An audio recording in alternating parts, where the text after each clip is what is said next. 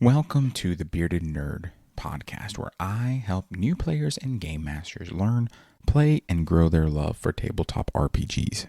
If you're listening to this episode, chances are one of the few things is true. You've heard about Dungeons and Dragons. You've seen it on YouTube, Twitch, TikTok, shows like Critical Role. You have probably seen Stranger Things. And maybe your friends are playing. Maybe your kids want to play. Or maybe you've always been curious, but it feels intimidating. Folks on Instagram specifically keep asking me the same questions. What is D&D? Do I need to know the rules? How do I find a group? Is it too late to start? So, today we're answering those questions, but we're answering one simple question. What does every new person need to know about playing Dungeons and Dragons in 2026? So, without further ado, let's break down that question on this episode of the Bearded Nerd podcast. Remember to subscribe for more content such as this.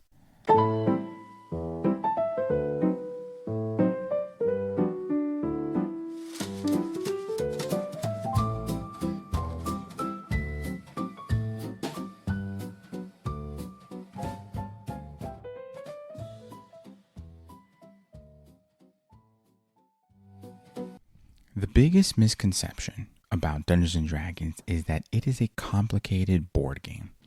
It's not. At its core, Dungeons and Dragons is a collaborative storytelling game that you get to play with your friends. One person, the Dungeon Master, describes the world, the environment, so on and so forth. Everyone else plays a character in that world. You describe what your character tries to do. The Dungeon Master, or the DM, tells you what happens. Dice are used when the outcome is uncertain. That's it. What D&D is not is, it's not a video game. It's not about winning. It's not about memorizing rules for sure. It's not about doing funny voices, unless you really want to.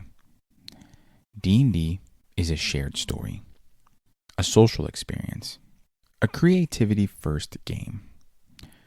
A place where failure can be just as fun as success. If you can imagine a character making choices in a story, you already understand about 80% of Dungeons and Dragons. But you don't need to know the rules to start. It's one of the biggest things I've told folks before. This concept, this thought, is the biggest barrier for new players. And it's completely unnecessary. You don't need to read the player's handbook cover to cover. You do not need to know every spell. You do not need to understand combat before you sit down. Here's what you actually need to know. Tell the DM what you want to try. Roll a die when asked. React or respond to what happens. That's it. The Dungeon Master's job is to help you. They're there to help you navigate this game. They're also there to help explain the rules as they come up and make those decisions based upon the story. And the Dungeon Master is there to keep the game moving. If you feel like you're getting stuck on something and you let them know, they're going to help you. And then they're going to keep the game moving. Right? If a table expects brand new players to show up as a rules expert, I would say that's not a beginner-friendly table. And it's okay to walk away from that. But what you actually need to know to start playing is pretty simple. And I'm going to make this practical. What you really need to know is, number one, you need to know or have knowledge on where people are meeting. You need a group. This could be in person or online. You can go to your local game store.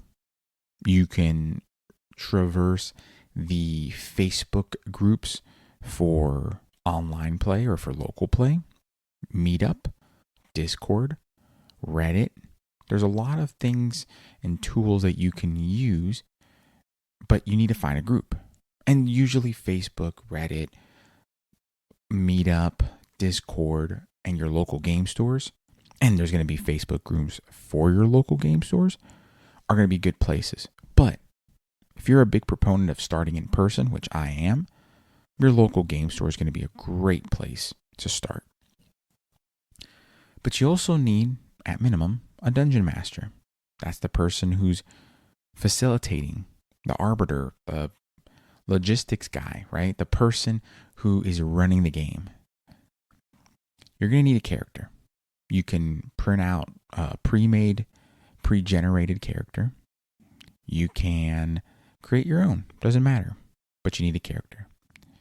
You need dice. Physical dice, like a set of physical dice. You can get those on Amazon. You can get them from your local game store. You can get them from other creators and other companies and businesses. Or you can download a dice app. And lastly, you need to be willing to try the game. Other than that, that's all you really need.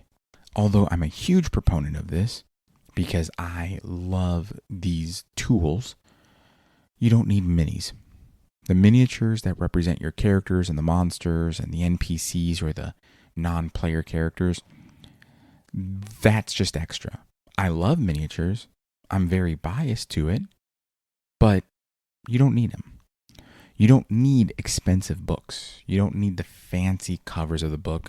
You really don't even need the book.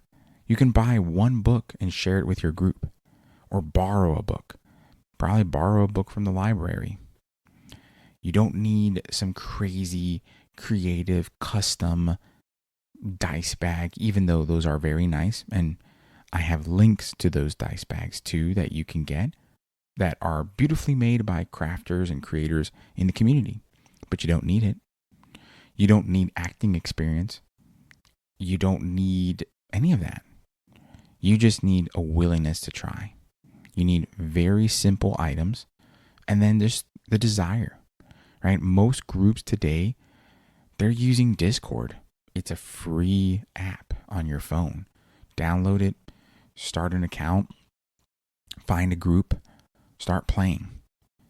A lot of folks are also using websites such as Roll20, Foundry, or D&D Beyond to meet up and play, to create characters, and to run games. Most of the games that I run currently are online. Some of them are paid for, and some of them are free to play. But we're using a lot of these tools.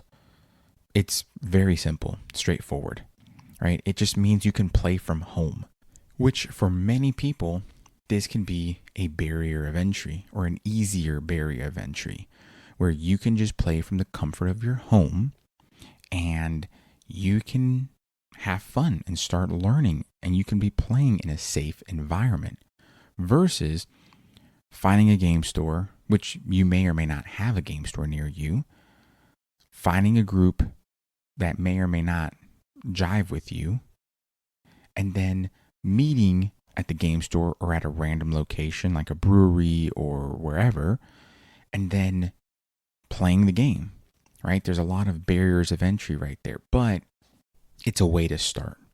And playing from home, by the way, it's one of the biggest changes from old school D&D. Pre-COVID, not a lot of people played online that I knew of, except for campaigns that were across the pond, right?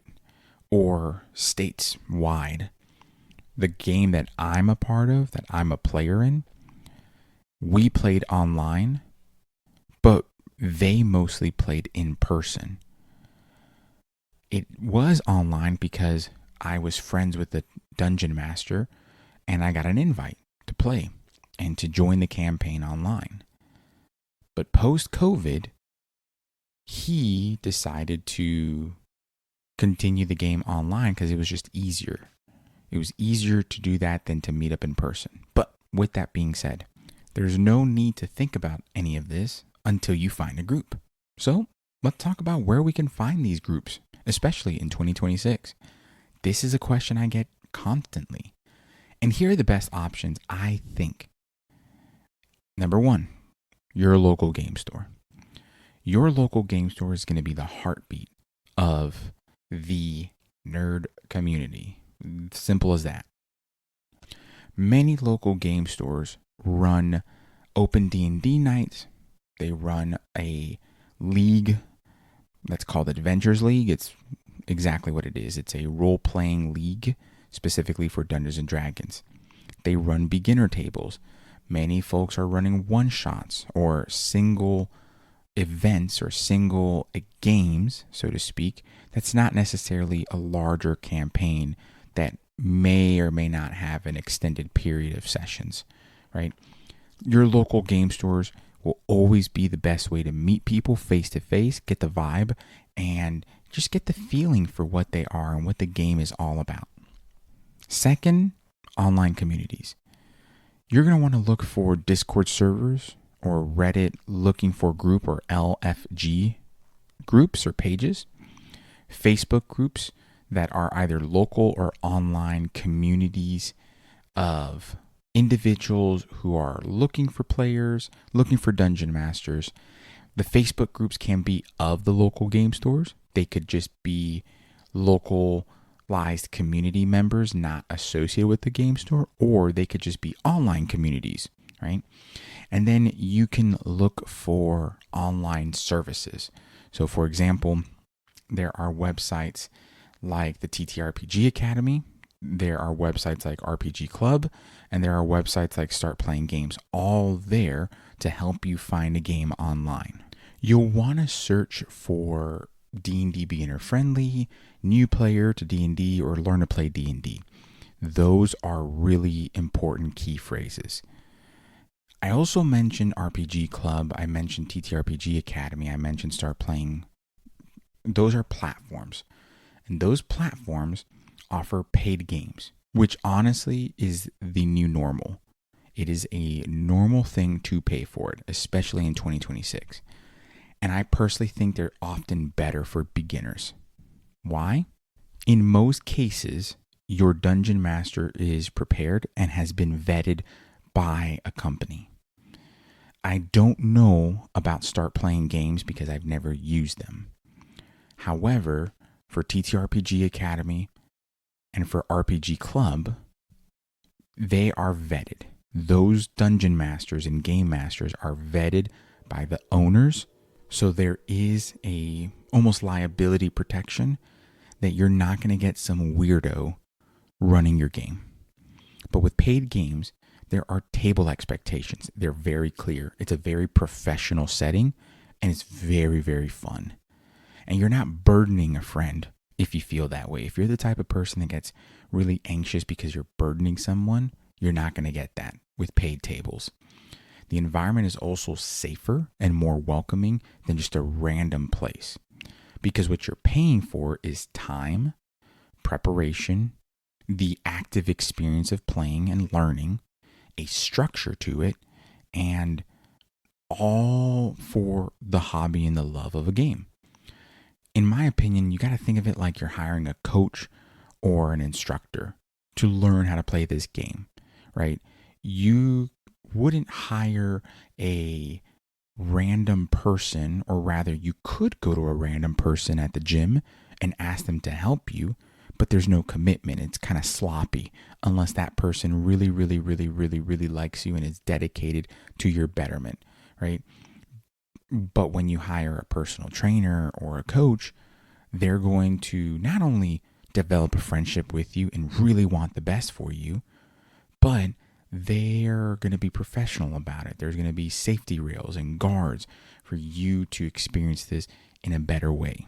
And for complete transparency, I run paid games, and I've seen my players learn a new system and gain confidence in that system. So I will link that in the show notes so you can check out and see for yourself. Moving along though, what makes a good first D&D experience? This matters more than anything else. And what you need to be looking out for is a good first game should be welcoming. The players should be welcoming you. The group should be explaining things as you go, right? When you have a question or Even if you don't have a question, they should be explaining it to you.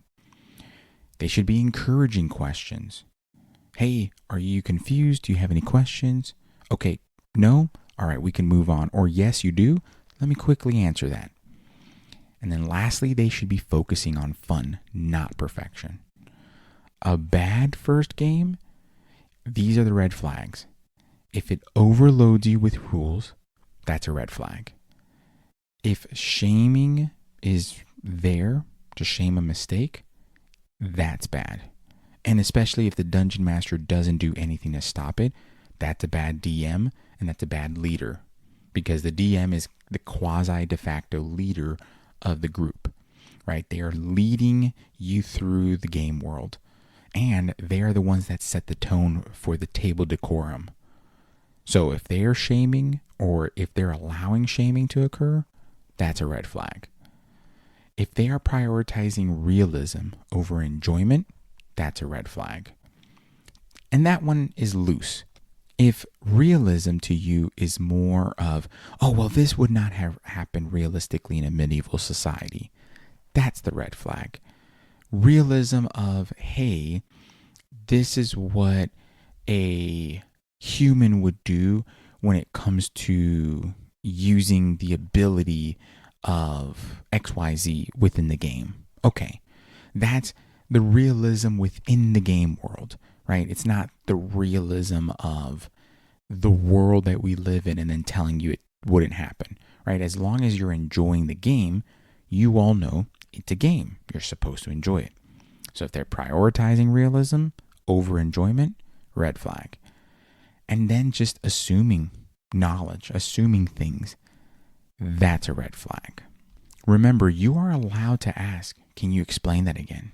You're allowed to say, hey, what do I do on my turn? You're allowed to ask and say, does this fit in the world? It's not annoying, it's learning. You're literally learning the game. And if people shame you for asking those questions, pick up your stuff, pick up your keys, and go home. Or if you're online, tell them, hey, you know what? Thank you for the experience, but I'm leaving. And pack your stuff up or close your laptop, log off, and enjoy the rest of your evening.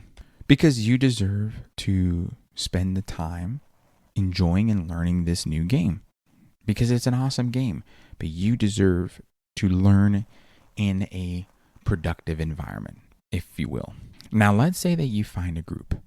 You find a group online or in person, whatever, and you're going to start creating a character.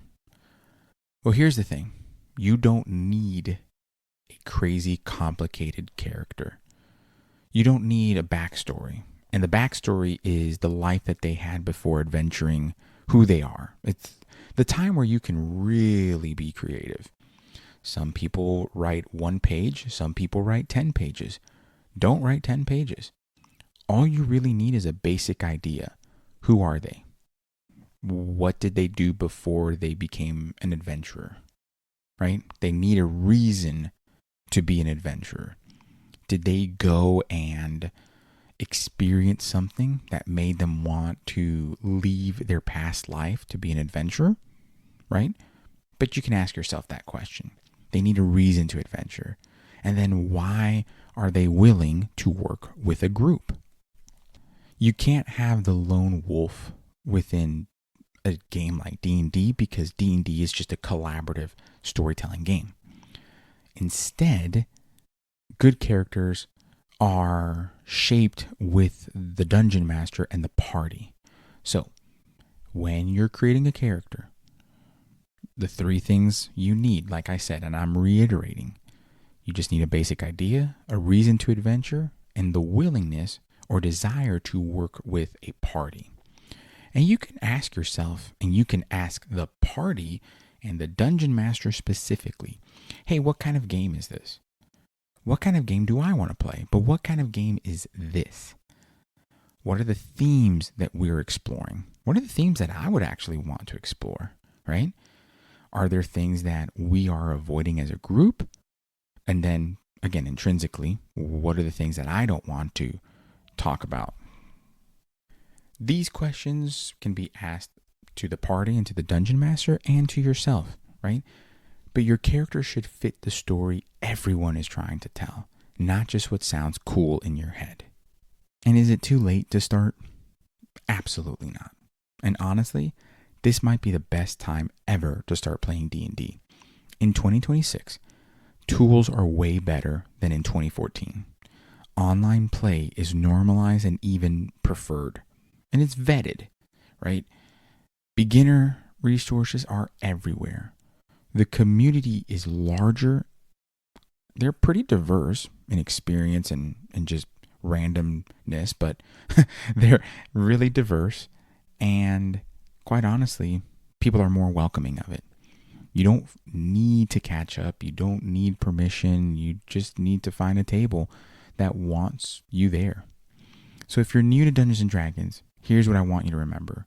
You don't need to know the rules. You don't need to be creative on demand. You don't need to be perfect. You just need curiosity and a willingness to try. If you want help getting started, I run Learn to Play D&D workshops and sessions. I provide beginner-friendly tools and guides over on Patreon, and I help new players and game masters feel confident at the table through this podcast. So, check the show notes for resources for those downloads and links so that you can get started. And if this episode helped you, share it with someone who's been curious, but they're hesitant. And be sure to follow as well. But until next time, keep learning, keep playing, keep attempting at this hobby.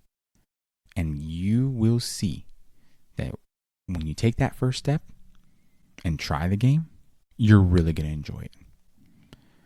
But until next time, I'll see you at the table. And as always, folks, keep gaming.